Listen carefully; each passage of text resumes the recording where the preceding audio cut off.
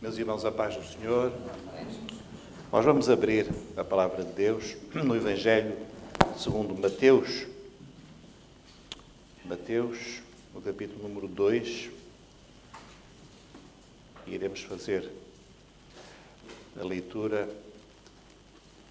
deste texto bem conhecido. E vamos intitular a nossa breve meditação da seguinte maneira: a descoberta dos magos, isto é, o que os magos descobriram. E vamos ler capítulo 2, começando no primeiro versículo. E tendo nascido Jesus em Belém de Judeia, no tempo do rei Herodes, eis que uns magos vieram do Oriente a Jerusalém, dizendo: onde está aquele que é nascido rei dos judeus? Porque vimos a sua estrela no Oriente e viemos a adorá-lo. E o rei Herodes, ouvindo isto, perturbou-se, e toda Jerusalém com ele. E congregados todos os príncipes dos sacerdotes e os escribas do povo, perguntou-lhes onde havia de nascer o Cristo. E eles lhe disseram: em Belém de Judeia, porque assim está escrito pelo profeta: e tu, Belém, terra de Judá, de modo nenhum és a menor entre as capitais de Judá, porque de ti sairá o guia que há de apacentar o meu povo de Israel. Então Herodes, chamando secretamente os magos, inquiriu exatamente deles acerca do tempo em que a estrela lhes aparecera. E enviando-os a Belém, disse: ide e perguntai diligentemente pelo menino, e quando o achardes, participai-mo, para que também eu vá e o adore. E tendo eles ouvido o rei, partiram. E eis que a estrela, que tinham visto no Oriente, ia adiante deles, até que, chegando, se deteve sobre o lugar onde estava o menino. E vendo eles a estrela, alegraram-se muito com grande alegria. Amém? Amém. Os irmãos podem ficar sentados. Meus irmãos, nós estamos hoje a viver um dia em que uma grande parte do mundo, o mundo pelo menos ocidental e não só, celebra o nascimento de Jesus. Nós não vamos entrar aqui na polémica de saber quando é que nasceu Jesus. Muito provavelmente não foi no dia 25 de dezembro. Mas queremos apenas aproveitar este momento para lembrar que foi ali, naquela pequena cidade de Belém, que nasceu num dia indeterminado, mas nasceu aquele rei há muito prometido e longamente ansiado por Israel. Prometido desde o Éden, quando nós lemos lá em Gênesis 3,15, o Senhor dizendo que iria levantar um libertador que esmagaria a cabeça da serpente, isto é, destruiria o poder do maligno. E essa promessa foi repetida vezes sem conta pelos profetas. E cada vez ela ia ficando mais nítida, como quando a gente está com uns binóculos e vai aperfeiçoando a lente e vai vendo cada vez com mais nitidez. E assim aconteceu que, de facto, Israel foi preparado durante um longo período para receber o rei, o seu Messias, o libertador. Aquele que viria libertar não apenas Israel, mas todo o mundo da potestade das trevas, conforme nós lemos lá pela boca de Paulo, em Colossenses, diz assim: o qual, referindo-se a Jesus, nos tirou da potestade das trevas, potestade dos poderes das trevas, e nos transportou para o reino do Filho do seu amor. Então, quando Jesus nasceu, podemos dizer que o reino dos céus invadiu a terra dominada pelas trevas, e veio o rei do reino da luz. Aliás, cumprindo uma profecia também de Isaías, o povo que andava em trevas viu uma grande luz. Foi isto que aconteceu ali naquele dia, um dia extremamente importante. Aliás, nós até nos custa avaliar a importância deste dia, porque o dia em que o Filho eterno de Deus deixou a sua glória, a eternidade onde ele sempre habitou, e entrou no tempo dos homens e se fez um de nós. Irmãos, como é que nós podemos classificar este acontecimento? certamente o mais extraordinário acontecimento da história da humanidade. Apesar da importância deste dia e de ter sido profetizado ao longo de muito tempo, nós vemos uma coisa, podemos dizer até chocante, é que praticamente ninguém deu conta do nascimento daquele rei. Passou quase despercebido. E sendo um acontecimento tão extraordinário e, sobretudo, tendo o Senhor preparado Israel de uma maneira tão cuidadosa para este dia, Israel não se apercebeu. E nós vemos que, no meio deste cenário, que para nós é de uma grande tristeza, nós vemos o seguinte, que alguns estavam lá. Alguns entenderam.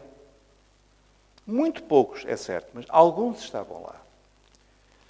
O Evangelho de Lucas conta-nos que estavam lá os pastores, que estavam durante as vigílias da noite cuidando dos rebanhos. Eles foram avisados de uma maneira sobrenatural e dirigiram-se ao lugar onde Maria e José se encontravam com o recém-nascido Jesus. E lembrando que os pastores não eram exatamente das pessoas mais categorizadas de Israel, eles eram até uma classe muito baixa, eram praticamente quase considerados marginais. Por exemplo, nós sabemos hoje que eles não podiam entrar nas sinagogas de qualquer maneira, porque eram considerados impuros. E era uma classe muito desprestigiada, e foram eles que foram lá.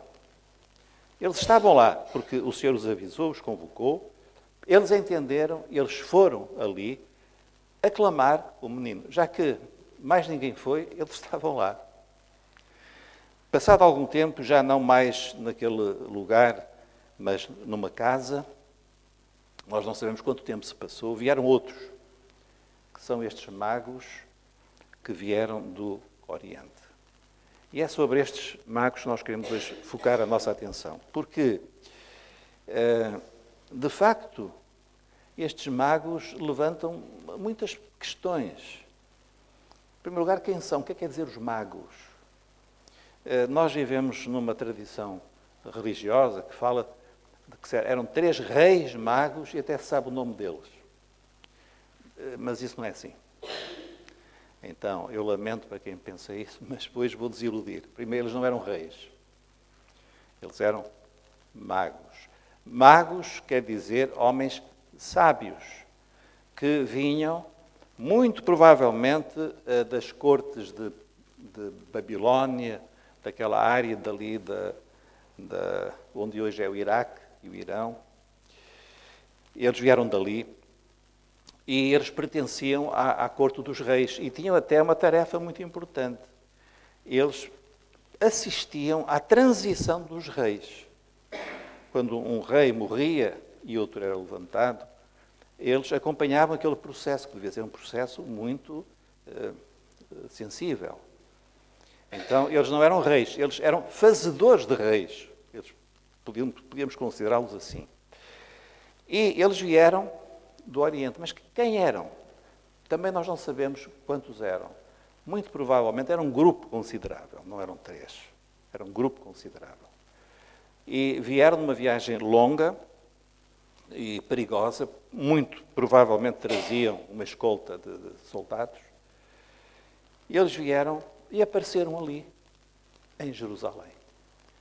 Coisa mais estranha. O que é que estavam eles ali a fazer? O que é que os trouxe ali? E nós lemos que eles, que eram homens habituados aos protocolos, eles dirigiram-se à sede do poder. Lá em Jerusalém, eles dirigiram-se ao rei. E Herodes recebeu-os. Ora, então, Herodes deve ter ficado impressionado com eles e com o séquito deles, com a aparência deles. Eles apareceram ali à porta do palácio de Herodes. E Herodes ficou admiradíssimo. E nós lemos o seguinte, que eles disseram que estavam ali com um objetivo, aquele que nós lemos no versículo número 2. Eles disseram assim, disseram ao rei Herodes, ao rei. Este rei era um homem, era um paranoico. Aliás, ele matou até filhos dele com medo que ocupassem o lugar dele no trono. E eles chegaram a este rei, paranoico, doente da cabeça, e perguntaram, onde é que está o rei dos judeus? E, irmãos, que ingenuidade, não é? Perguntaram a um rei, onde é que estava o rei dos judeus? Onde está aquele que é nascido rei dos judeus?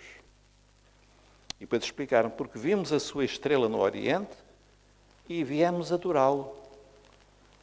E aquilo caiu assim como uma bomba na corte do rei Herodes. Nós lemos que Herodes ficou muito perturbado, porque o que eles estavam a dizer é que tinha nascido um que era rei e que seria naturalmente o substituto de Herodes, num futuro mais ou menos próximo.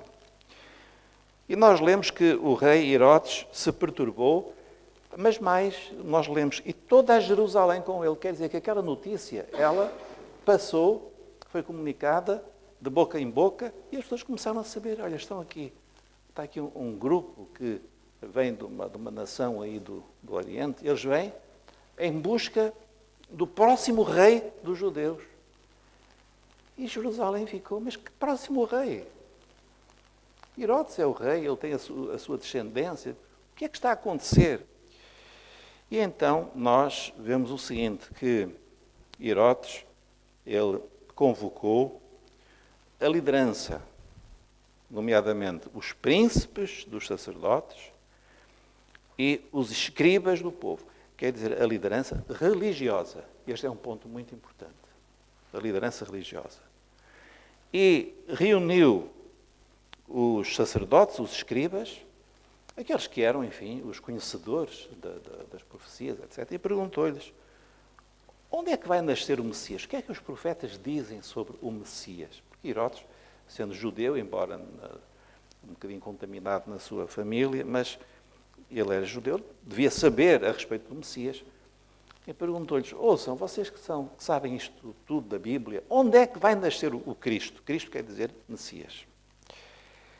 E eles, que sabiam muito bem a Bíblia, que eram, aliás, profissionais da Bíblia, eles disseram logo, não, o que os profetas dizem é que ele vai nascer em Belém. Belém é uma cidadezinha a poucos quilómetros de Jerusalém. Em Belém, da Judeia. E depois citaram onde é que aquilo estava escrito. Era o profeta Miqueias.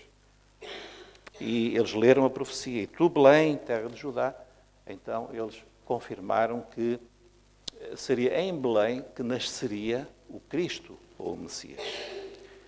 E estava tudo preparado. E nós, se parássemos aqui a história, nós poderíamos antecipar que, ao ouvirem que aqueles magos tinham vindo do Oriente, tinham sido avisados de uma forma sobrenatural, tinham chegado ali com aquela notícia de que o Cristo tinha nascido, e tendo a confirmação dos religiosos, dos escribas, dos sacerdotes, se nós parássemos aqui a história, como é que a história ia continuar? Eu vou dizer como é que eu acho. O rei Herodes ia convocar para dizer, vamos procurar. O Messias nasceu. E os religiosos, sobretudo, aquele de quem profetizaram tantos profetas, nasceu. Vamos ao encontro dele. Não é verdade, irmãos, não era lógico. Mas o que é que aconteceu? Nós lemos que Herodes, com astúcia, chamou os magos em segredo e perguntou-lhes, contem-me lá, o que é que vos aconteceu? Como é que vocês chegaram aqui? E eles explicaram, e então Herodes disse, então façam o seguinte, vocês vão, quando encontrarem um menino, venham até mim, porque eu também quero ir e adorá-lo. Mentiroso, não é? Bom, e os escribas e sacerdotes? Nós nem lemos mais a respeito deles. Quer dizer, eles sabiam, pelas profecias, tinham ali aquele grupo de homens que tinham vindo, guiados por uma estrela, alguma coisa sobrenatural estava a acontecer. E o que é que fizeram os religiosos? O que é que fizeram? É aquilo que muita gente hoje está a fazer, é comer e beber bem, não é? Que é natural. Ficaram na mesma, impávidos e serenos. Não se mexeram. Mas eles não conheciam a Bíblia? Conheciam, mas não acreditavam. Ou não acreditavam muito. Então, irmãos, nós vamos aqui ver estas 3 reações que encontramos neste texto. Em primeiro lugar, estes religiosos, que conheciam a Bíblia, mas eu pergunto, irmãos, hoje não há muito conhecimento da Bíblia? Há ou não há? Ou a Bíblia é um livro desconhecido? Há ou não há? É difícil ler a Bíblia, é difícil ter uma Bíblia. Aqui onde nós moramos, nesta parte do mundo, noutras partes, é difícil. É difícil ter uma Bíblia. Irmãos, até no telemóvel a gente tem Bíblias várias. Nas livrarias, em qualquer lugar, a gente encontra Bíblias.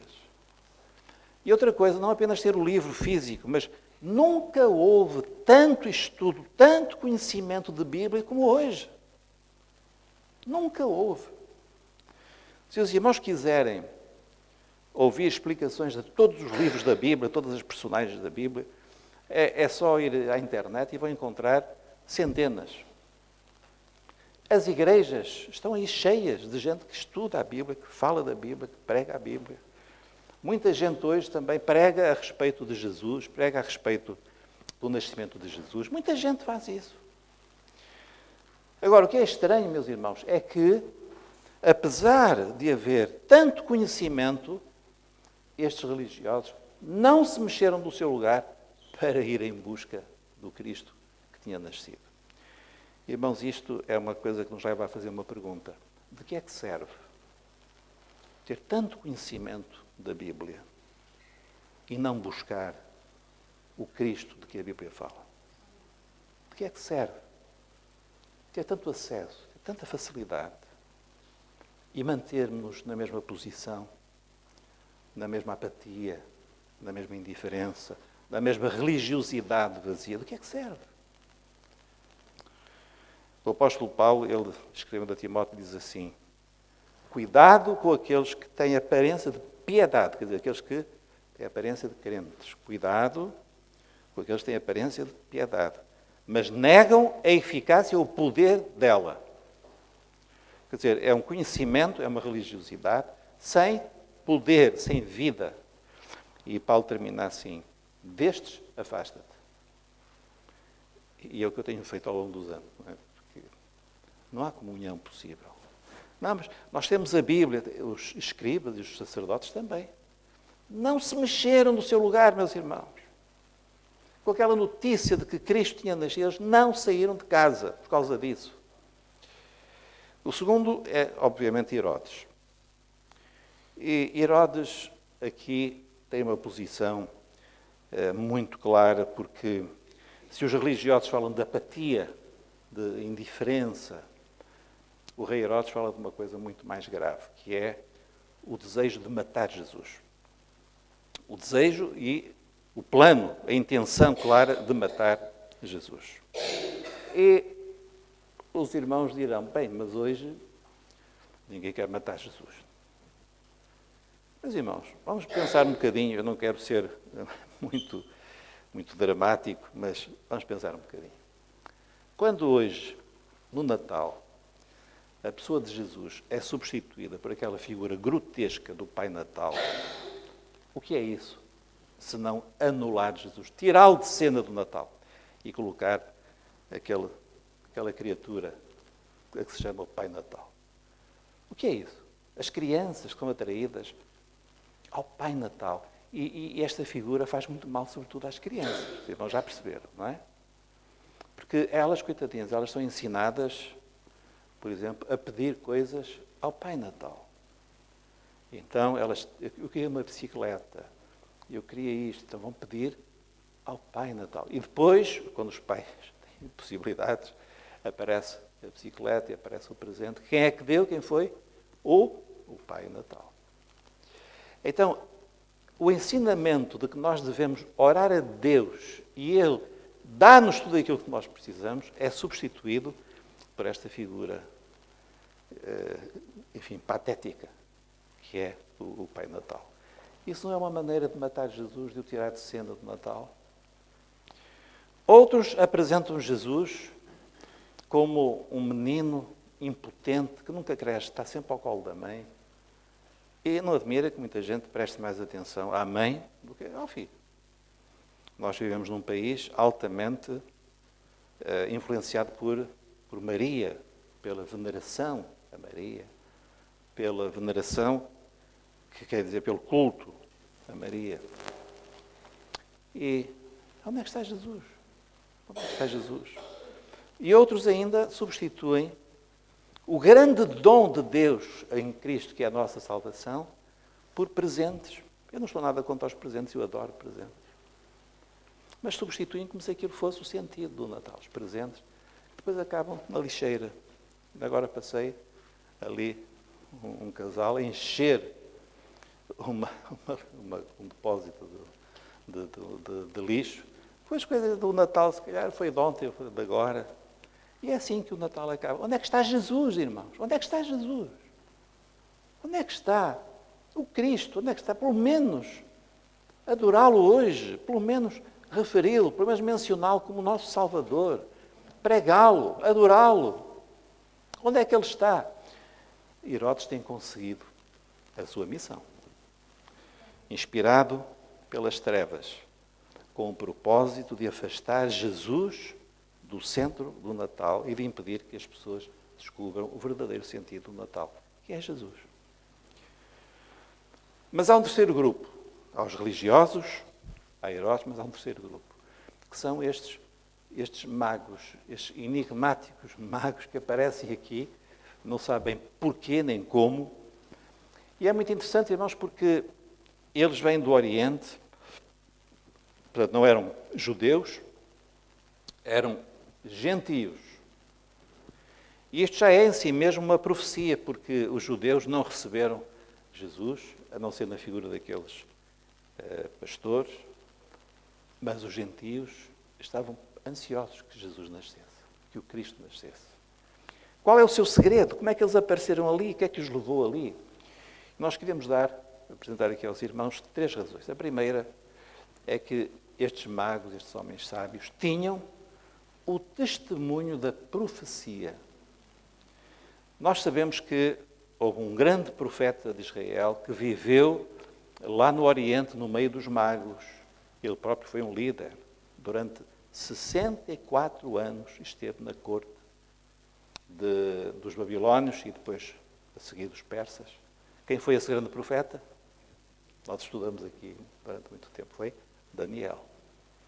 Irmãos, Daniel foi um homem que Deus usou de uma forma que nós ficamos assim perplexos. Como é que foi possível Deus usar um homem?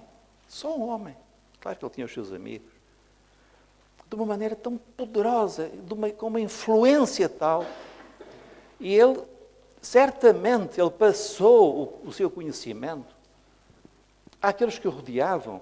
E aquela profecia, ela foi ficando, ela foi transmitida, ela foi ficando. E é interessante, irmãos, que lá em Israel, os judeus ouviram, não apenas Daniel, ouviram muitos outros profetas e esqueceram.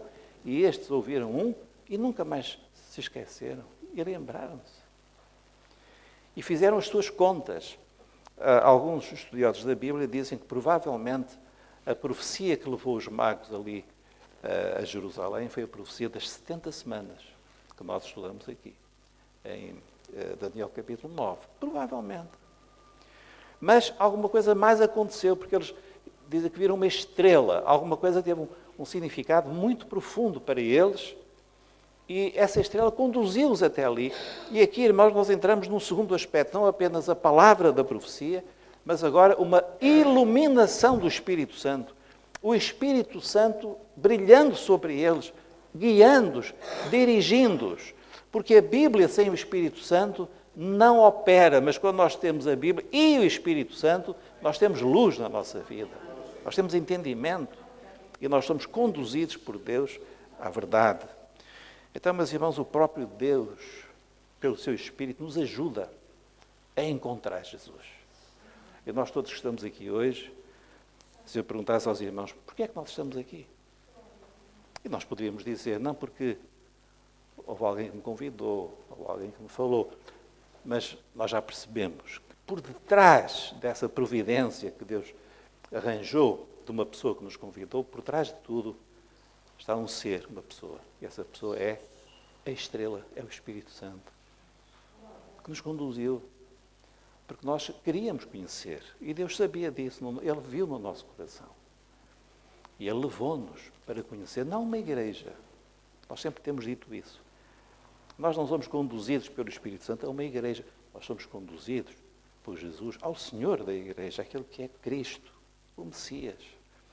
Então, eles tiveram o testemunho da profecia, tiveram a iluminação do Espírito Santo e, em terceiro lugar, eles tinham um propósito bem definido. Um propósito. O que é que eles queriam? Porque é que eles queriam conhecer a Cristo? Era uma questão de curiosidade? Nós lemos no versículo 2, há pouco. Vimos a sua estrela no Oriente e viemos adorá-lo. É isto, irmãos. Eles não vinham pedir nada. Eles não precisavam de nenhum milagre. Eles não precisavam de uma cura. Eles não precisavam de reconhecimento. Eles queriam adorar porque era o rei dos reis. Tinha nascido ali. Eles vieram para o adorar. Não é tão bonito, irmãos? Tão maravilhoso. Esta intenção no coração deles que o Senhor viu e por isso Ele os levou até ali. Eles chegaram dirigidos pelo Senhor, por aquela estrela misteriosa. Eles chegaram até onde estava o menino. Irmãos, eu imagino a alegria deles. Que alegria. Depois de uma viagem tão longa, tão cansativa, tão perigosa. Depois daquela profecia que foi passando de geração em geração. Eles tinham conseguido, estavam ali para adorar o menino Jesus, o Rei dos Reis, que tinha nascido. Meus irmãos, nós queríamos concluir esta breve meditação dizendo o seguinte. O nosso desejo é o dos magos, não é o dos escribas e dos sacerdotes que ficaram lá a ler a Bíblia, por ler, por cultura, por profissão, mas que não se mexeram do seu lugar. Muito menos é o de Herodes, que quis conservar o domínio, o poder, a todo o custo. O que está no nosso coração é o mesmo desejo dos magos. Nós não somos judeus, nós não somos gente especial, mas um dia uma estrela brilhou sobre nós. E nós temos sido conduzidos até este maravilhoso, não mais menino, mas este homem-Deus, este Deus-homem, que é Jesus. E nós descobrimos-lo, esta foi a grande descoberta da nossa vida. E o nosso desejo é só um, é adorá-lo. E é por isso que nós estamos aqui. Estamos aqui para o adorar. Certa vez nós lemos em João que uns homens gregos procuraram sobre Filipe e disseram assim: Filipe, nós queríamos ver Jesus. É interessante, eles não eram judeus, queríamos ver Jesus. Meus irmãos, e nós também queremos ver Jesus. É tudo o que nós queremos. Não temos mais nenhum propósito, mais nenhuma ambição. Este é o desejo. E há dois tipos de pessoas. Há aqueles que estão muito longe dele, como estavam os magos lá longe. E o Senhor traz de longe. Não é? Traz de longe, guia. Às vezes nós estamos longe. Na nossa vida não há nada que nos leve a Jesus. Nada. Às vezes somos até ateus, agnósticos. A nossa vida está tão complicada que a gente nem pensa em Deus, nem pensa em Jesus. Estamos longe, mas o Senhor traz-nos para perto, como Ele fez com estes homens. E há outros que já o conhecem, como nós. E quando nós o conhecemos, nós só temos uma coisa a fazer. É adorá-lo com o melhor da nossa vida. Ouro, incenso e mirra. Nós temos que lhe dar o melhor da nossa vida. Sabem porquê? Porque Ele é digno. Porque Ele é o Rei dos Reis. Ele é o Senhor, Ele é o Salvador. Ele é o Deus que deixou toda a sua glória para se fazer homem. Ele merece toda a nossa adoração, o nosso serviço, a nossa entrega, a nossa consagração. Ele merece a nossa vida. E é esse o desejo do nosso coração. E nesta tarde nós estamos aqui para dizer a Jesus que não importa hoje o dia, mas todos os dias Nós, quando nos reunimos, quando o buscamos, é para isto mesmo, para o adorar, para o servir, para o amar. Enquanto estivermos do lado de cá da eternidade, por mais alguns anos, alguns poucos anos, outros muitos anos, nós queremos usar este tempo para bendizer, adorar, servir e perguntar: Senhor, o que é que eu posso fazer? O que é que tu queres de mim? E o Senhor vai nos usar e Ele se vai alegrar com a nossa adoração. Amém? Que o Senhor nos abençoe. Vamos ficar de pé, meus irmãos.